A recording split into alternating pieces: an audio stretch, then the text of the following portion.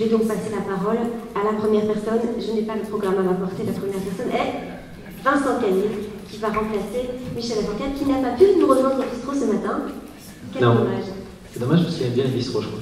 Alors, Vincent Caillé, donc, je suis directeur de cabinet à l'ARS Nouvelle-Aquitaine.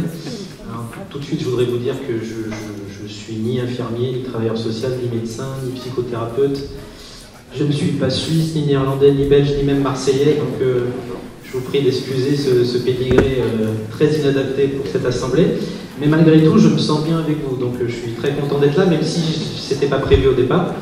Mais voilà, on parle de mobilité. Bah, écoutez, je croyais cette semaine être dans la fixité totale à Bordeaux, et puis finalement je me retrouve à Marseille. Donc petite illustration de la mobilité dont nous allons parler. Et puis comme l'a dit Marianne, je voudrais excuser l'absence de Michel Lafourcade, qui s'était engagé il y a presque un an à venir et qui se faisait un plaisir d'être parmi vous, mais qui est invité ce matin par Madame Buzyn à l'installation du comité stratégique psychiatrie et santé mentale. Donc il a une bonne excuse officielle, et en plus il travaille sur la santé mentale et la psychiatrie, donc je pense que ce double titre, on peut l'excuser de son absence. Donc pour commencer cette table ronde, moi j'interviens sur le thème intitulé « Dépasser le principe de libre adhésion pour aller résolument au-devant des personnes précaires ». J'ai eu la chance d'assister Michel Lafourcade dans sa mission sur la santé mentale que lui avait confiée Madame Touraine il y a maintenant presque 4 ans, qui a donné lieu à la remise d'un rapport en octobre 2016. Au cours de cette mission, c'est une des réflexions qui a animé Michel Lafourcade au cours de ses rencontres et de tous les entretiens qu'il a eus, de se rendre compte que le principe de libre adhésion, qui est un principe éminemment fort dans notre pays et dans notre système de santé, peut être amené à être remis en cause au profit, au bénéfice des personnes qui sont prises en charge, même si cela pose un certain nombre de problèmes, notamment par rapport aux pratiques professionnelles habituelles.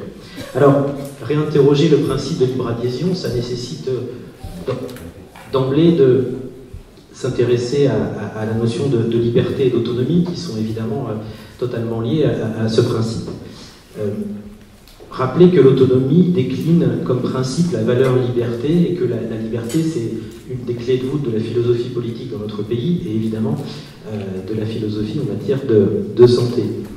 Et que l'autonomie qui est reconnue aux malades, aux patients, elle est sans restriction à partir du moment où cette personne peut exprimer sa volonté de façon totalement libre. Mais comment peut-elle le faire lorsque ses facultés sont altérées, lorsque sa lucidité est atténuée, lorsque sa perception de la réalité est un peu déformée? Se pose alors la question, pour l'ensemble des professionnels que vous êtes, de comment faire pour respecter cette autonomie. Le respect de l'autonomie, à mon sens, réside d'abord dans l'écoute qu'on doit apporter à la personne que l'on a en face de soi. Et on doit se rappeler aussi que le mot respect vient du latin respitio, qui veut dire regarder ou mieux poser son regard en tournant la tête. Ce qui veut donc dire que le respect de l'autonomie, c'est considérer l'autre et signifier en même temps l'importance qu'il a pour nous, en lui témoignant toute notre attention.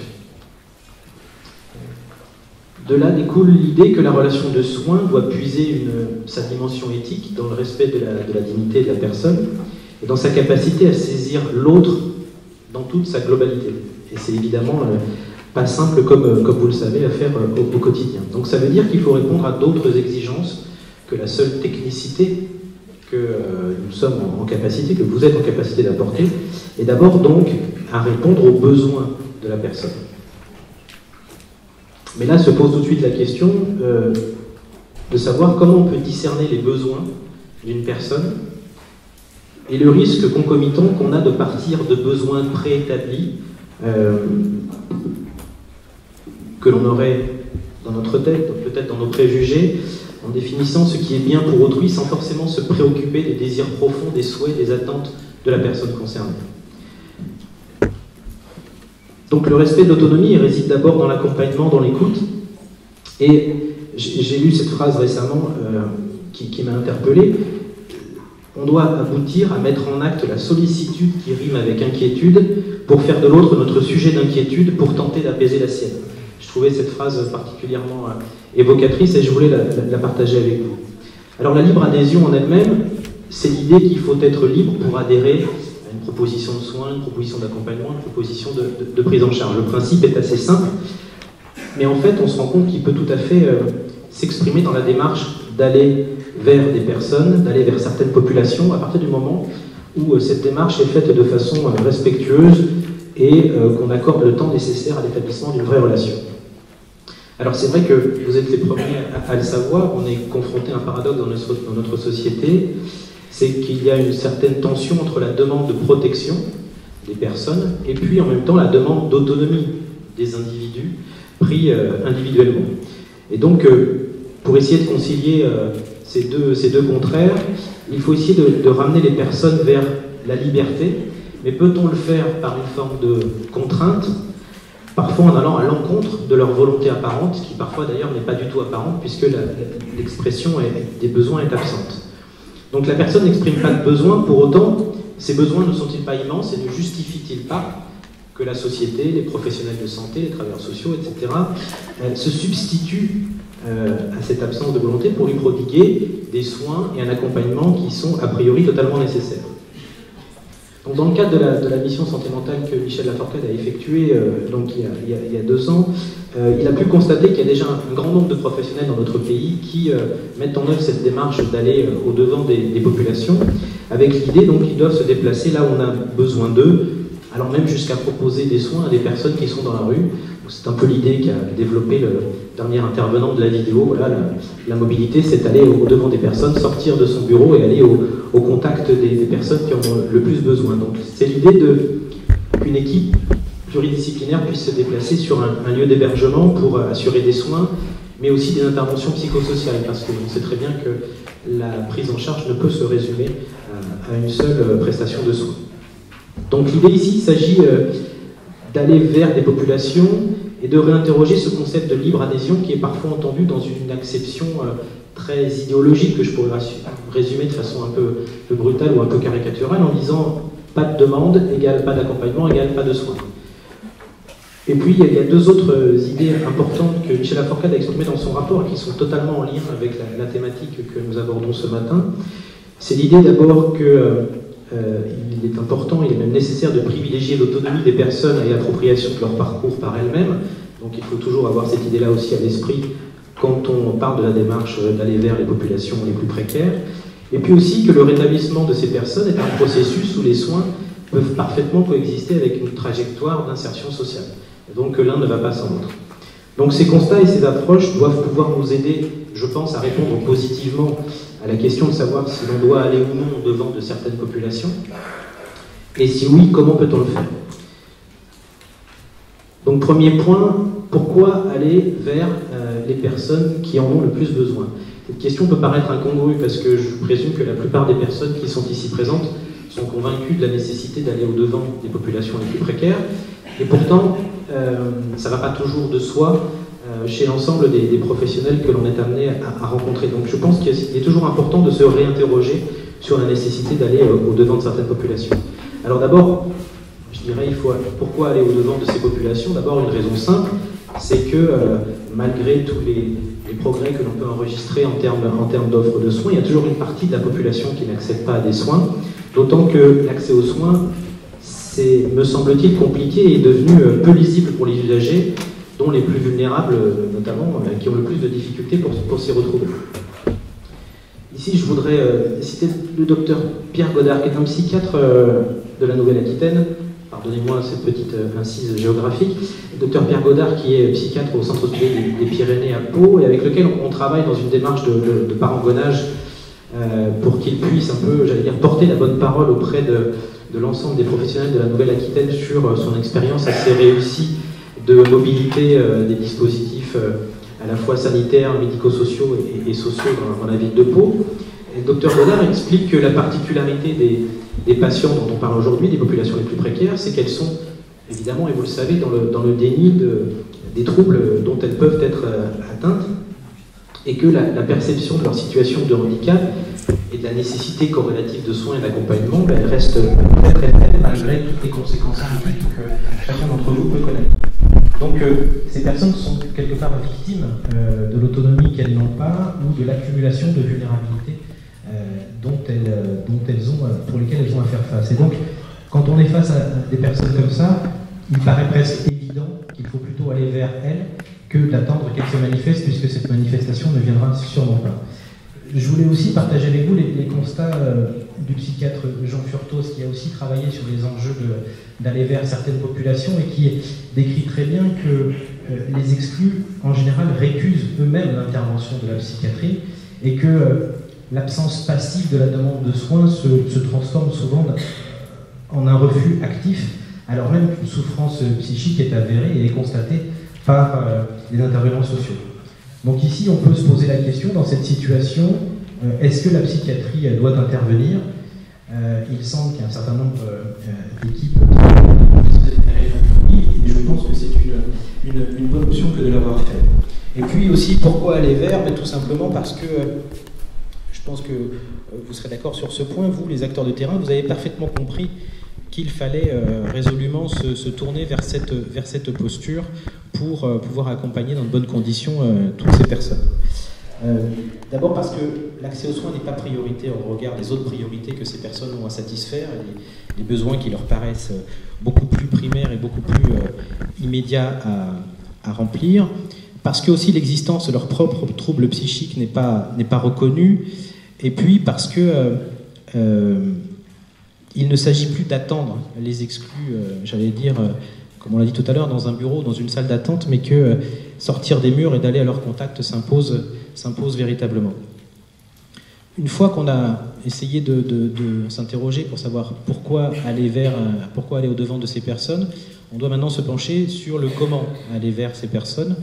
Et ici, je donnerai quelques éléments en l'illustrant aussi par la politique qui est menée en Nouvelle-Aquitaine. D'abord, comment aller au-devant de ces personnes? Premier point, en renforçant les dispositifs mobiles et la médiation sanitaire. Ce qu'on a essayé de faire en Nouvelle-Aquitaine, mais évidemment, on n'est pas la seule ARS à le faire, et j'ai cru comprendre que PACA fait la même chose. On a décidé de renforcer la plupart des EMPP. Dès l'année dernière, on a aujourd'hui 20 équipes mobiles psychiatrie précarité dans Nouvelle-Aquitaine, où il y a 12 départements. On a consacré une hausse de moyens de près de 50%, donc il y a près de 5 millions d'euros de crédits qui sont consacrés à ce dispositif, donc ce qui n'est évidemment loin d'être négligeable. Et cette hausse de moyens permet aussi de faire du qualitatif, d'augmenter les zones d'intervention et d'augmenter le nombre de publics pris en charge, en essayant de prioriser les zones qui jusqu'à maintenant n'étaient pas couvertes et les équipes qui étaient sous-dotées si on les compare à d'autres équipes territoriales. Et puis, on essaye d'intégrer deux grands axes dans cette politique. C'est d'abord d'essayer de diminuer le non-recours aux soins en renforçant l'ensemble des dispositifs d'accès, que ce soit donc les EMPP, mais aussi les PASS, donc permanence d'accès aux soins de santé, et puis d'essayer d'accorder une priorité aux approches intégrées d'accès aux soins, donc en totale coordination entre les soins somatiques et les soins de santé mentale, en partenariat étroit avec les services sociaux et les services d'hébergement-logement de l'ensemble du territoire néo-aquitain. Donc le but ici de ce renforcement, c'est de mailler le plus possible le territoire régional et d'étendre le rayon d'action géographique des EMPP, leur permettre d'aller au-devant des personnes dans les structures sociales caritatives de leur territoire, de leur permettre et de les inciter à participer aux instances de coordination, comme les conseils locaux de santé mentale, et notamment quand elles existent dans les commissions de situations complexes qui peuvent être constituées dans ces conseils locaux. Et puis de vraiment souligner l'importance d'interagir, d'articuler cette logique d'intervention avec les soins somatiques. Pour ce faire, on a aussi renforcé les permanences d'accès aux soins de santé qui sont présentes dans plus de 280 permanences hors des murs des structures hospitalières, ce qui commence à être assez intéressant au plan à la fois quantitatif et qualitatif. Donc renforcer les équipes mobiles. Deuxièmement, renforcer la médiation sanitaire qui peut constituer un levier important pour parvenir à aller plus au-devant des personnes. Ça permet d'apporter des solutions à la complexité du système de santé pour les bénéficiaires potentiels. Ça permet aussi d'apporter des solutions à parfois une certaine méconnaissance que les différents professionnels peuvent avoir des réalités vécues par les personnes. On ne peut pas toujours être complètement au fait de l'entièreté de ces difficultés. Ça peut aussi apporter des solutions à la multiplicité des dispositifs qui existent et qui complexifient un peu le paysage. Et puis aussi à la méconnaissance des dispositifs par les personnes concernées elles-mêmes. On peut aussi aller vers, en développant aussi de nouveaux modèles d'intervention professionnelle et institutionnelle, l'exemple du dispositif, un chez-soi d'abord me paraît une très bonne illustration. Alors, je crois qu'ici à Marseille, vous êtes ville expérimentatrice, donc je ne me permettrai pas de vous parler très longtemps de ce dispositif, mais simplement de m'en servir comme illustration pour montrer à quel point il permet de développer cette démarche d'aller au-devant des personnes en leur faisant accéder sans condition, ou très peu, au logement pour les personnes qui sont à la rue et qui présentent des troubles psychiatriques qui sont diagnostiqués avec une approche résolument basée sur le rétablissement de la personne. Et donc ici, dans ce dispositif, on voit qu'on peut tout à fait articuler la démarche d'aller au-devant des personnes et en même temps le principe de libre adhésion, puisque les personnes ont la possibilité de quitter le logement, d'y revenir ensuite, ce qui donc normalement préserve une partie de leur autonomie et de leur liberté de choix. C'est un dispositif qui permet aussi de promouvoir une approche intégrative des équipes et une très forte coopération entre la psychiatrie et les acteurs sociaux, et qui vise à renforcer l'accès aux dispositifs de droit commun, qu'ils soient sanitaires ou sociaux. On peut aussi aller vers en confortant et en déployant des pratiques qui sont résolument orientées vers le rétablissement. Aussi important que la démarche d'aller vers les personnes, c'est aller avec la personne. Donc ici, il convient de trouver les moyens de respecter sa parole, l'expression de ses troubles, de ses doutes, de ses ressources internes qui sont souvent amenuisées, mais qui sont quand même, dans la plupart du temps, encore présentes, même si elles sont souvent sous-jacentes. Et puis, on peut s'appuyer aussi sur l'idée que si le professionnel croit au rétablissement de la personne qui est atteinte de troubles psychiatriques et qui lui propose des outils adaptés pour lui permettre de mieux vivre et de mieux gérer sa maladie, on peut penser que ce rétablissement devient alors possible pour la personne concernée elle-même. On peut aussi s'appuyer sur la présence de pairs aidants. Ça s'inscrit dans cette dynamique du pouvoir d'agir qui est incarnée par les patients qui sont eux-mêmes inscrits dans un processus de rétablissement et qui peuvent servir d'exemple à des personnes qui ne le sont pas encore et qui peuvent témoigner tant auprès des personnes concernées elles-mêmes que des professionnels pour essayer de leur faire mieux comprendre ce qui est réellement en jeu quand on est du côté des personnes qui ont besoin d'accompagnement et de soins. On peut aussi se tourner vers les médiateurs santé-pairs. Nous, en Nouvelle-Aquitaine, on a 8 personnes qui sont actuellement en formation. Donc les médiateurs santé-pairs qui peuvent être recrutés dans des établissements sanitaires ou médico-sociaux qui témoignent, je trouve ce dispositif est intéressant, même s'il pose beaucoup de questions, mais il est intéressant parce qu'il témoigne de la volonté des institutions de faire bouger les lignes sur ce champ de la santé mentale, et puis de reconnaître le savoir expérientiel des personnes malades, qui en lui-même ne suffit pas forcément, évidemment, pour s'intégrer dans une équipe de prise en charge, mais qui peut constituer un début et avec une formation, donner une vraie légitimité à cette personne dans un nouveau cadre professionnel. On peut s'appuyer aussi sur les groupes d'entraide mutuelle, bien évidemment, qui ne sont pas nouveaux, mais qui convient toujours de développer, de renforcer, qui sont fondés aussi sur le concept de pair aidance et qui concourent grandement au rétablissement des personnes en luttant contre l'isolement, en renforçant leur citoyenneté, leurs compétences et aussi leur pouvoir d'autodétermination. Et puis, aller vers les personnes pour les équipes soignantes, pour les équipes sociales. À mon avis, cette démarche doit être complétée par une exigence de bien accueillir, de bien accompagner les personnes qui en ont besoin. Et ça exige que l'ensemble des professionnels soient correctement formés pour accueillir sans stigmatiser ces personnes et que le système, dans son ensemble, soit plus inclusif vers ces personnes qui présentent de très fortes vulnérabilités. Donc on doit collectivement faire un effort sur la formation, sur la sensibilisation. Dans le cadre des formations initiales, on essaye de mettre en place des formations, notamment des formations croisées entre travailleurs sociaux et personnel soignant. Dans les formations continues aussi, on essaie de le promouvoir dans le cadre notamment des groupements de coopération sanitaire santé mentale, où des professionnels d'horizons parfois divers se forment au repérage et à la compréhension des troubles psychiques. Et puis, on doit essayer donc de soutenir l'ensemble des dynamiques territoriales de décloisonnement et de coopération qui sont mises en œuvre localement, au niveau institutionnel par différents services, notamment les ARS et puis les services de l'État de la cohésion sociale. Donc pour terminer mon propos et ne pas dépasser mon temps de parole qui est évidemment compté, je voulais vous dire que l'ensemble des éléments que je viens de mentionner se retrouvent pour la plupart dans le rapport de Michel Laforcade qui, à mon sens, constitue un bel écho de la philosophie et de la démarche d'aller au-devant les populations précaires et un bel écho de plusieurs principes qui me paraissent essentiels dans la prise en charge de ces personnes. D'abord, la nécessité de leur assurer un parcours de santé et de vie sans rupture, en privilégiant leur autonomie et l'appropriation de leur parcours. Deuxièmement, de renforcer la dimension sociale de l'accompagnement, qui est essentielle pour le rétablissement des personnes. Troisièmement, de continuer le plus possible à déplacer le centre de gravité de l'hôpital vers le domicile. Donc essayer de se tourner résolument vers la prise en charge ambulatoire, d'éviter les hospitalisations autant qu'il est possible, parfois ce n'est pas le cas, pour aller totalement dans cette logique d'aller vers. Bien évidemment également promouvoir la citoyenneté des personnes et la déstigmatisation de la maladie mentale. Et puis le dernier point qui est un point évidemment essentiel, c'est d'assurer l'égalité d'accès de tous à des soins de qualité, à la prise en charge dont les personnes ont besoin. Je sais que c'est une gageure, mais en tant que représentant du ministère de la Santé ici, c'est évidemment une obligation que l'on a à essayer de mettre en place, que toutes les personnes, quel que soit leur lieu d'habitation, alors là on parle de populations qui parfois malheureusement n'en ont pas, mais quel que soit en tout cas le ressort territorial dont elles dépendent, puissent accéder à une palette de soins minimale qui leur permettent, si possible, d'accéder au rétablissement. Donc voilà, à mon sens, ce qui peut constituer une feuille de route certes ambitieuse, mais sans doute nécessaire au plan collectif pour améliorer la prise en charge de ces personnes. Je vous remercie.